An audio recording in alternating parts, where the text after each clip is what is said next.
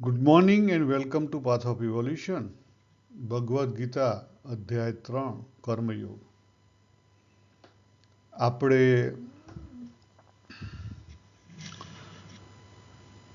છેલ્લે જોઈ રહ્યા હતા કે ભગવાન કર્મ અને ધર્મ અને સ્વભાવ અને ગુણ આ બધાને એક સાથે જોડે છે. એકબીજા કનેક્ટેડ છે, અલગ નથી. અને એ બધી જ વસ્તુ પ્રકૃતિમાં થઈ રહી છે અને પ્રકૃતિના કારણે છે. આપણે પોતે પ્રકૃતિને ધારણ કરી છે. શું કર્યું છે? ધારણ કરી છે. આપણે ભગવાન પ્રકૃતિની જે સજાતીયતા છે એની વાત હવે કરે છે અને થોડીક સમજીએ.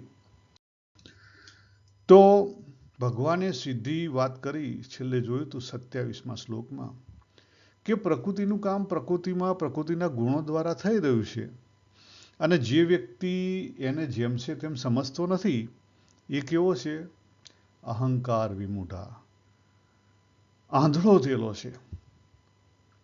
શું થઈ ગયેલો છે? આંધળો થઈ ગયેલો છે. એને દેખાતું નથી.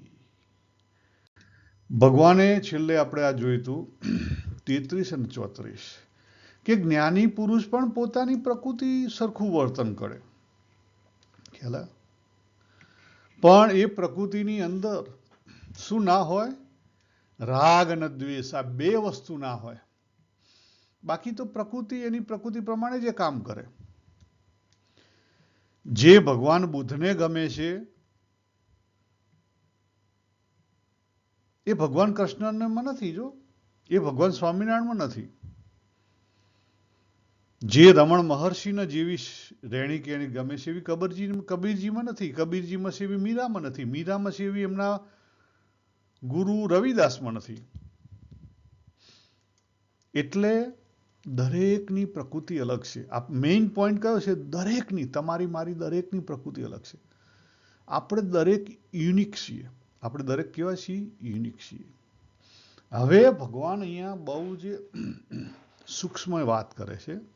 34મા શ્લોકમાં ભગવાન શું કહે છે? કે ઇન્દ્રિયોના વિષય પ્રત્યે રાગ અને દ્વેષ હશે. ઇન્દ્રિયોના વિષય પ્રત્યે રાગ અને દ્વેષ હશે જ.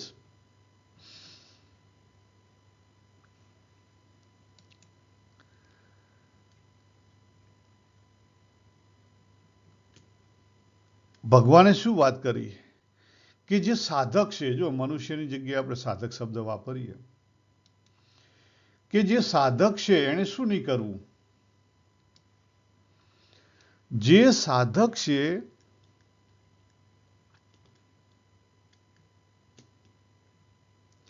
એને એ જે રાગ અને દ્વેષ છે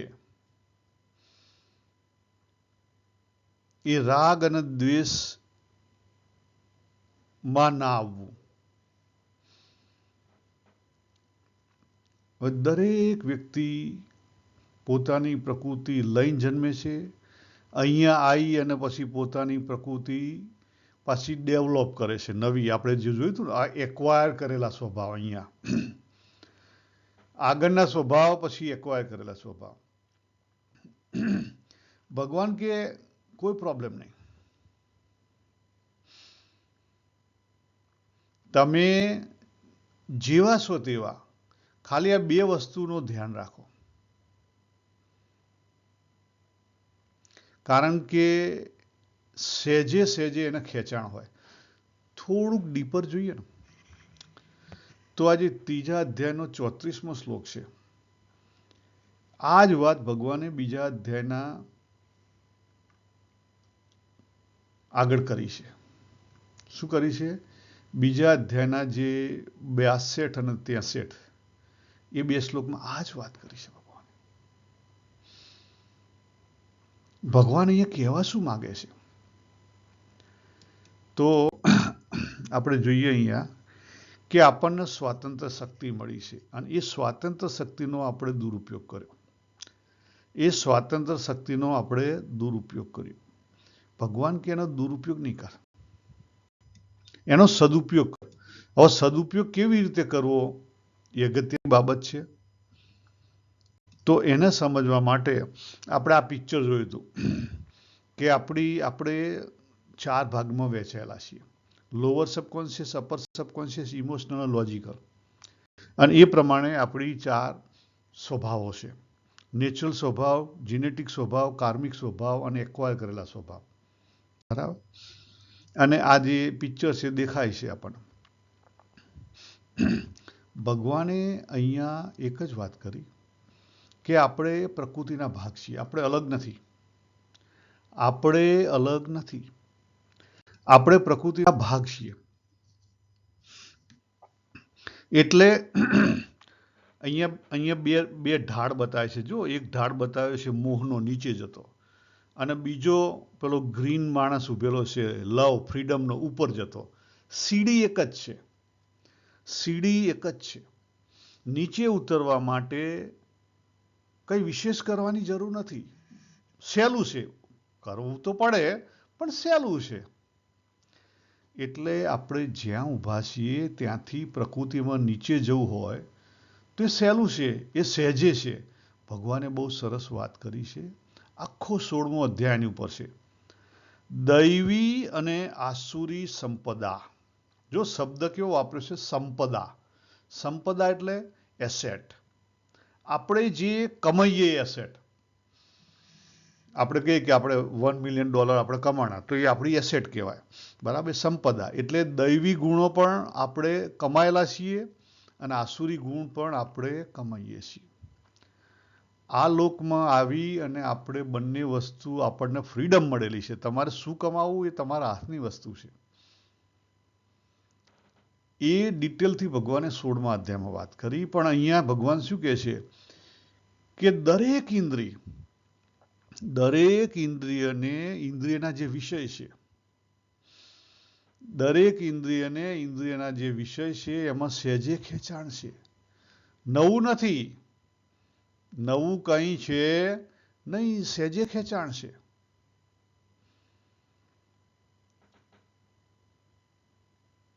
એટલે બે સ્ત્રી અને પુરુષને સાથે સાથે મોટા કરવામાં આવે તો એ બંનેને સહેજે એકબીજા પ્રત્યે ખેંચાણ થાય. કારણ કે પ્રકૃતિ સજાતી હશે. આપણે ત્યાં જે ઇન્દ્રિયો છે, શ્રોત્ર, ત્વચા, નેત્ર, રસના અને ઘ્રાણ, અને એમના વિષય કયા છે? શબ્દ, સ્પર્શ, રૂપ, રસ અને ગંધ. આ દરેકમાં અનુકૂળતા અને પ્રતિકૂળતા તો હશે જ. લાઈક અને ડિસલાઈક દરેકના હશે. દાખલા તરીકે ગરમી વધી જાય તો આપણને ના ગમે. આપણી જે ત્વચા છે, ગરમી વધી જાય તરત જ આપણને અકળામણ થાય. ઘોંઘાટ વધી જાય તરત આપણા કાનના અકળામણ થાય. ખરાબ ગંધ હોય તરત આપણા નાકનું આક્રમણ થાય. થાય છે ને? સારું અને ખરાબ બંને. એટલે લાઈક અને ડિસલાઈક દરેક પાસે હશે. લાઈક અને ડિસલાઈક એ પ્રશ્ન નથી. જો લાઈક અને ડિસલાઈક એ ઈગો ઊભો નથી કરતા. લાઈક અને ડિસલાઈક તો દરેકની અંદર હશે, એ પ્રશ્ન નથી.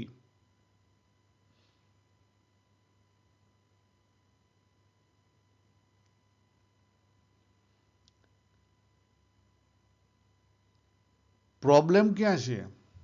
જ્યારે અનુકૂળતા આવે. અનુકૂળતા એટલે દાખલા તરીકે એસી આવ્યું, બહુ ગરમી છે ને એસી આવી ગયું. હવે એસી આવ્યા પછી એની અંદર આપણને રાગ થઈ જાય. શું થઈ જાય? રાગ થઈ જાય. એ ખોટું. રાગ થઈ જાય એટલે શું થાય? એના વગર ચાલે નહીં. That's a problem. ગરમી નથી ગમતી એ પ્રોબ્લેમ નથી. એસી વગર નથી ચાલતું એ પ્રોબ્લેમ છે. આ ડીપમાં સમજો તમે.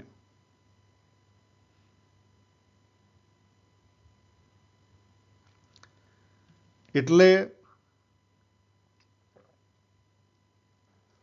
દરેક વસ્તુને લાઈક અને ડિસલાઈક હોવા છતાં જો જીવનમાં એક્સેપ્ટ કરવામાં આવે, જીવનમાં એને એક્સેપ્ટ કરવામાં આવે, પ્રકૃતિના એક ભાગરૂપ એને એક્સેપ્ટ કરવામાં આવે, તો આપણા જે સ્ટ્રોંગ ભાવ છે ને, ઓપિનિયન, એમાંથી આપણે શું થાય, આપણે ઉઘરી જઈએ. આ જ વસ્તુ ભગવાને બીજા અધ્યાયના 62 અને 63ના શ્લોકમાં કરી છે. ભગવાને ત્યાં આ જ વાત કરી કે વિષયનું ચિંતન કરતા પ્રકૃતિનું ચિંતન થાય એટલે ઓટોમેટિકલી એ વિષયની અંદર આસક્તિ જન્મે. ગમે તેવું કારણ કે આપણે અધૂરા છીએ. પ્રોબ્લેમ ક્યાં છે આપણો? આપણે અધૂરા છીએ. બીજો પ્રોબ્લેમ કયો છે કે આપણી પ્રકૃતિ છે ને બહાર પણ પ્રકૃતિ છે, એટલે સહેજે ખેંચાણ છે. આપણી પ્રકૃતિ છે ને બહાર પ્રકૃતિ છે, એટલે સહેજે ખેંચાણ છે. કોક સારી ફ્રેન્ડ હોય તો પછી ધીરે ધીરે આપણને ખેંચાણ થવા માંડે કે આપણી ગર્લફ્રેન્ડ થાય તો સારું, અથવા આપણો બોયફ્રેન્ડ થાય તો સારું. પછી એની પાછળ આપણે બધા કેલ્ક્યુલેશન હોય. કોઈ પૈસાવાળો હોય તો પૈસા વાપરવા મળે, કોઈ રૂપવાળું હોય તો રૂપ ભોગવવા મળે, એટલે કોઈક ગુણવાળું હોય તો એના ગુણનો આપણને લાભ મળે. એ અંદરથી આપણે બધું અલગ કેલ્ક્યુલેશન આપણું પોતાનું હોય, પણ એ કેલ્ક્યુલેશનને લઈ અને વિષયમાં ધીરે ધીરે આસક્તિ જન્મે. અને આસક્તિ જન્મવાથી ભગવાન શું કહે છે બીજા અધ્યાયમાં, કે કામના ઉત્પન્ન થાય. કામના એટલે મેળવવું છે, લેવું છે, એ ભાવ જન્મે.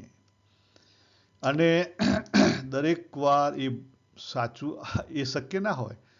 આપણને તો કોક રૂપસુંદરી ગમતી હોય, પણ એને આપણે ગમવા જોઈએ, એને આપણે ગમવા જોઈએ. અને પછી બધા ડખા ઊભા થાય. પછી ભગવાન કહે છે કે જો એ પ્રયત્ન તમારો સફળ થાય તો તમારો લોભ જન્મે, અને એ પ્રયત્ન તમારો નિષ્ફળ જાય તો તમારો ક્રોધ જન્મે, અને ક્રોધ ના જન્મે તો ભય જન્મે. ટૂંકમાં કામ, ક્રોધ, લોભ, મોહ, મદ, મત્સર, ઈર્ષા બધા જ વસ્તુઓ ક્યારે જન્મે? રાગ અને દ્વેષ. પહેલા સ્ટેપે રાગ અને દ્વેષ રહેલા છે. અને આપણે લગારે ઉપયોગ નથી કરી શકતા કે રાગ અને દ્વેષને ઓળખવાનો. આપણે બીજે બધા ફાંફા મારીએ છીએ. આપણે ઇનર એટીટ્યુડ આપણો કયો છે, અંદર રસ રુચિના અંગ છે, એ આપણને ખબર નથી. બહાર આપણે ખરેખર શું મેળવવું છે એ લોકના આધારે આપણે નક્કી કરીએ છીએ. લોકના આધારે નક્કી ના થાય. જો અર્જુનજી પોતાનો ધર્મ મૂકી અને એમનો મનગમતો ધર્મ પકડવા ગયા, ભગવાને ના પાડી. અનેક જન્મોથી જે સ્વભાવ આપણા બેસી ગયેલા છે, એ રૂપ તમે જ્યારે કર્મ કરો ત્યારે જ આપણને શાંતિ થાય. એ સિવાય શાંતિ થાય નહીં, એ સિવાય તૃપ્તિ ના આવે. અને તૃપ્તિ ના આવે, અંદર શાંતિ ના થાય તો બહાર કદીય શાંતિ નહીં થાય. અત્યારના 99.99% પબ્લિકને બહાર અશાંતિ કેમ હોય છે? બહાર અશાંતિ કેમ હોય છે? કેટલાક લોકોની અશાંતિ કેવી હોય ખબર છે? લોસ્ટ. માણસ ખોવાઈ ગયેલો, એને જ ખબર ના કે એને ખરેખર શું કરવું છે. જેને આપણે કહી શકીએ કે તમોગુણનો પ્રભાવ વધારે છે. માણસ સારું દેખાતું હોય, પણ એ શું છે? લોસ થયેલું છે. બીજા કેટલાક કેવા હોય? હાઈપર હોય. ક્યાંક ને ક્યાંક અંદર અશાંતિ છે અને બહાર ક્યાંક શોધી રહ્યા છે. બહાર કંઈક શોધી રહ્યા છે. આ બે પ્રકારના માણસો તમને ગમે ત્યાં જશો ને ત્યાં મળશે. આમ બહારથી તમને લાગશે કે શાંત છે, પણ અંદરથી અશાંત હશે. જો ઘડીએ ઘડીએ એક્ટિવિટી બદલશે. કોઈ કામ કરતો હશે તો અડધો કલાક એ કામ ઉપર એનું ફોકસ નહીં રહી શકે. તમે જાતે ચેક કરો કે તમે પોતે જોબ કરો છો, એ જોબ ઉપર તમારું 40 મિનિટ ફોકસ રહે છે. એટલીસ્ટ 40 મિનિટનો પ્રયોગ કરો. 20 મિનિટ રહ્યા, તરત જ 5-10 મિનિટ થયું, કામ કર્યું ના કર્યું, અને તરત જ મોબાઈલ ખોલીને જોઈશું, બીજું કંઈક ખોલીને જોઈશું, બીજું કંઈક ખોલીને જોઈશું. કામ છે, હા છે, છતાં કેમ? અંદર એવું કંઈક છે જેને લઈને આપણે ઉદ્વેગથી ભરેલા છીએ. આપણે કેવા ભરેલા છીએ? ઉદ્વેગથી ભરેલા છીએ. આ જગતમાં અત્યારે ઉદ્વેગ સૌથી વધુ છે. આ જગતમાં સૌથી વધુ ઉદ્વેગ છે. સાધનામાં કાં તમારે બરફ થઈ જવું પડે, કારણ કે જ્યાં સુધી પાણી છો ત્યાં સુધી તમારી શું છે? ગતિ છે, ચંચળતા છે. કાં પછી બાફ બની જવું પડે. ભગવાન અહીંયા 3 અધ્યાયના 34મા શ્લોકમાં આપણને એ જ વાત કરે છે કે ઇન્દ્રિયો પ્રત્યે સહેજે આકર્ષણ હોય જ. સહેજે, એમાં કઈ નવું કઈ કરવાની જરૂર નથી. માણસે શું નથી કરવાનું એની ભગવાને કહી દીધી, વાત કરી દીધી. ભગવાને શું કીધું કે માત્ર એક જ વસ્તુ સાચવી લો. શું સાચવી લો?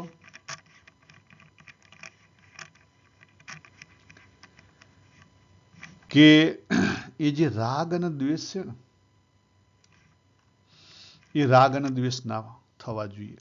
શરૂઆતમાં આપણે સાધક લેવલે હોઈએ અને આપણે યુવાન હોઈએ તો સહેજે આપણને જે પ્રમાણેનું કોઈ પાત્ર હોય, દેખાવ ગમતો હોય, એ પ્રમાણેનું કોઈ પાત્ર હોય તો આપણને ગમે. ઘણીવાર બહારથી દેખાવ ગમતો હોય પણ એ બોલવા માંડે તો પાછું એ બોલી આપણને ના ગમતી હોય તો પાછું આપણને ના ગમે. હા, એવું થાય. યસ. આપણને અમુક લેંગ્વેજ ના ગમતી હોય અથવા અમુક લેંગ્વેજનો જે ઢાળ હોય એ આપણને ના ગમતો હોય. એવું જરૂર નથી કે એ ગમતો જ હોય. એ ના ગમતો હોય કે લાઇક ને ડિસલાઇક તો રહેલું છે આપણી અંદર, ખ્યાલ આવે? પણ એના કારણે રાગ અને દ્વેષ ઉભો ના થવો જોઈએ. રાગ અને દ્વેષ ઉભો થાય ને તો એ શું કરે ખબર છે? આપણને પુશ કરે. આપણને એ વિષય કાં વધારે ભોગવવા પુશ કરે, કાં પછી એ વિષયથી ભાગવા માટે પુશ કરે. જો રાગ અને દ્વેષ, રાગમાં પેશો તો તમે ભોગમાં ફસાઈ જાઓ અને દ્વેષમાં પેશો તો તમે ત્યાગમાં ફસાઈ જાઓ. આ બંને વસ્તુ, એ અને ઝેડ, બંને વસ્તુ ખોટી છે. બંને વસ્તુમાં કોઈ ઉકેલ નથી. પહેલી વસ્તુ તો ધીરે ધીરે નજીક આવો. તમે જ્યાં છો, દ્વેષમાં છો તો ધીરે ધીરે નજીક આવો, ગ્રીન ઉપર આવો, રેડ, બ્રાઉન ને ગ્રીન. અને તમે ભોગમાં છો તો ત્યાંથી ધીરે ધીરે નજીકમાં આવો.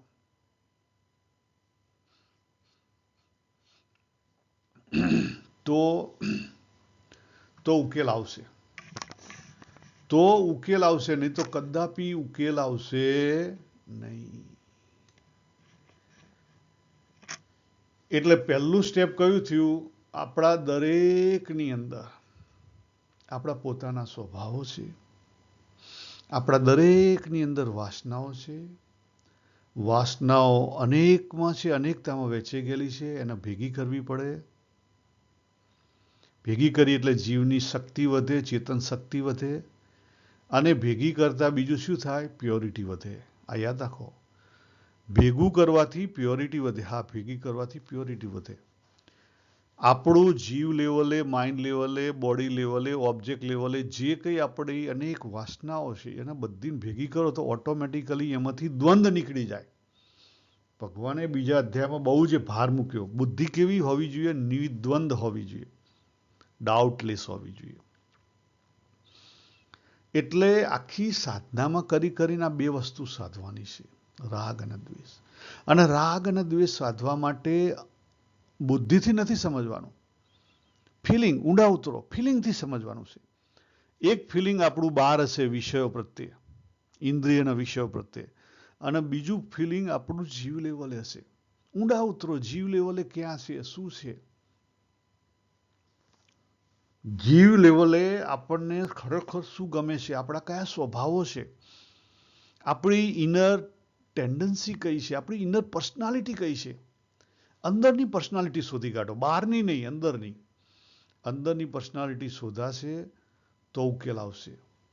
અંદરની પર્સનાલિટી શોધાશે તો જ ઉકેલ આવશે, નહીં તો કદાપી ઉકેલ આવશે નહીં. ભગવાન એના માટે અહીંયા ખાસ કહે છે. આ બહુ જ અગત્યનું છે, કારણ કે આગળ ભગવાન આપણને ધર્મ ઉપર લઈ જશે, સ્વધર્મ ઉપર. એટલે જ્યાં સુધી આપણને ઇનર પર્સનાલિટી ના સમજાય, આ જો દેખાય ને, આપણને આપણી પોતાની ઇનર પર્સનાલિટી આપણે શોધી ના કાઢીએ ત્યાં સુધી આપણને આપણા સ્વધર્મની ખબર ના પડે. કેવી રીતે ના ખબર પડે? હું તમને એક એક્ઝામ્પલ આપું. ભગવાન બુદ્ધ રાજા હતા ને, તો પછી એમણે રાજ કરી અને એમાંથી ભ્રમરૂપ કેમ ના થયા? કારણ કે એમને એમની ઇનર પર્સનાલિટી મળી ગઈ.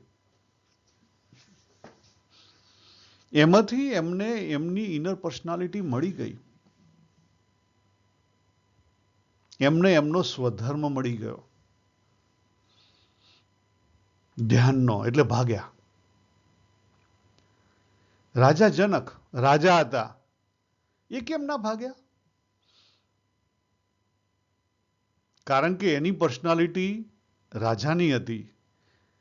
ખ્યાલ આવે? એના ઇનર જે એટીટ્યુડ હતો એ રાજાને મેચિંગ થતો હતો, એના બહારના કર્મને મેચિંગ થતો હતો. એટલે એને ભાગવાની જરૂર નહોતી. જો અર્જુનજી ભાગવા માટે તૈયાર થયા, પણ ભગવાન એમને રોક્યા. અર્જુનને ભાગવું જ હતું, પણ ભગવાને એમને રોક્યા કે ના ના ના ના, તું ભાગીને જઈશ ક્યાં? તારી પર્સનાલિટી જે ઇનર પર્સનાલિટી છે એ ક્ષત્રિયની છે. તું લડાઈ કર, લડાઈ કરીમાંથી તું ભ્રમરૂપ થઈ જઈશ. એવું થાય? હા.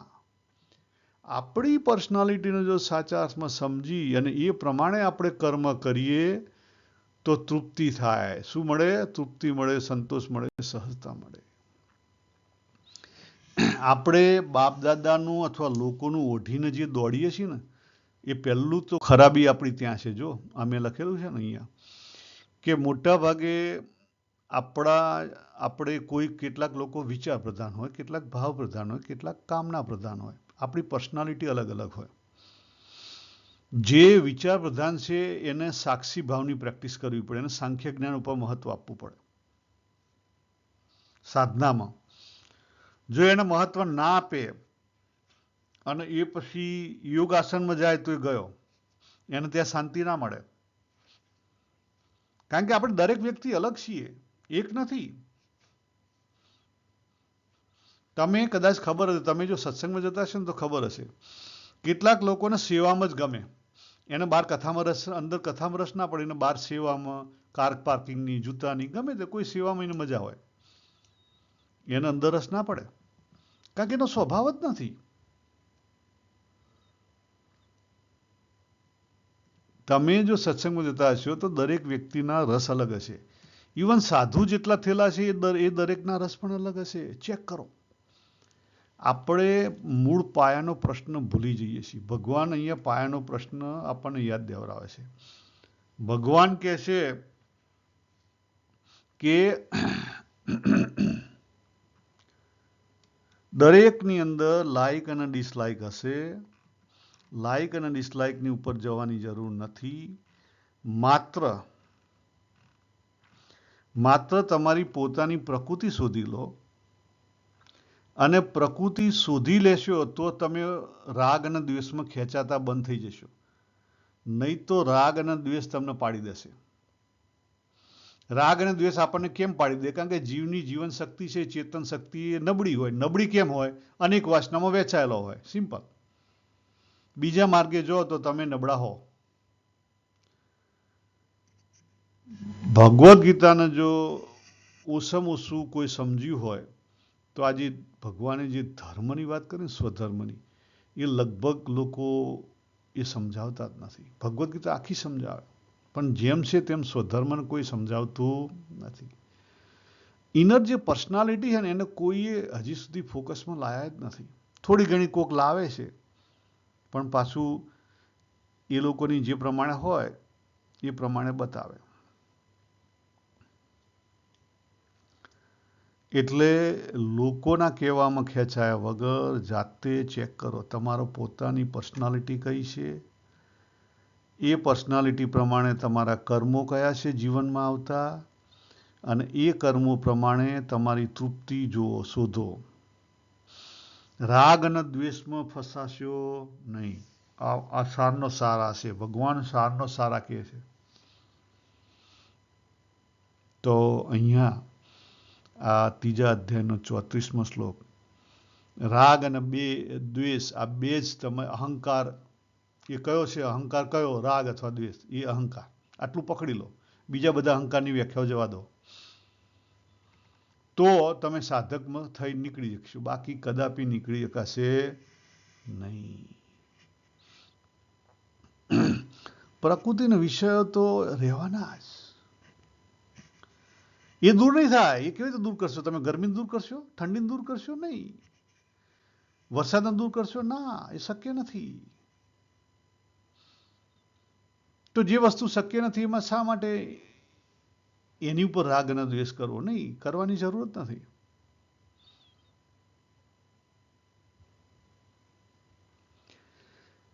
એટલે આપણું જે કહેવાય ને કામના, કામ, એ ખરેખર આપણો કામ ક્યાં રહેલો છે? આપણા જીવમાં રહેલો છે. જીવમાંથી પછી બહાર નીકળે, બુદ્ધિમાં આવે, મનમાં આવે, પછી ઇન્દ્રિયોમાં થઈને વિષયોમાં આવે. પણ જે બહાર દેખાય ને એ તો બહુ નાનો છે, એને તો કંટ્રોલ કરી શકાય. અંદર નાને ખ્યાલ રાખવો પડે, અંદર નાનો ખ્યાલ રાખવો પડે. અંદરનો જેટલો અંદર એટલો સ્ટ્રોંગ. રાગ અને દ્વેષને તમે પરવશ થઈ અને કર્મ કરો એટલે શું થાય? રાગ અને દ્વેષ બંને કેવા થાય? પ્રબળ બને. કેવા બને? પ્રબળ બને. કામ પૂર્તિ માટે તમે કર્મનો ઉપયોગ કરો એટલે શું થાય? ભડકો થાય. શું થાય? ભડકો થાય.